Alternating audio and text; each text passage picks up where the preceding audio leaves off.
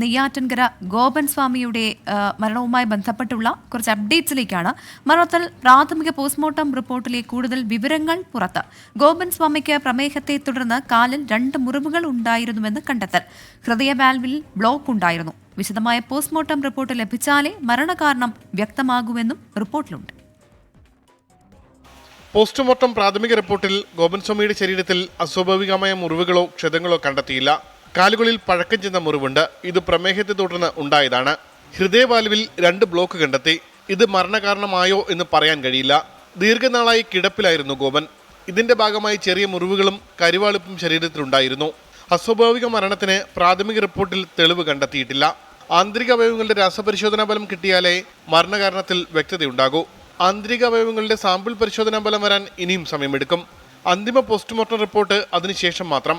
എന്നാൽ ഗോപന്റെ ബന്ധുക്കളെ അടുത്ത ദിവസങ്ങളിൽ അന്വേഷണ ഉദ്യോഗസ്ഥർ ചോദ്യം ചെയ്യും. 24 തിരുവനന്തപുരം.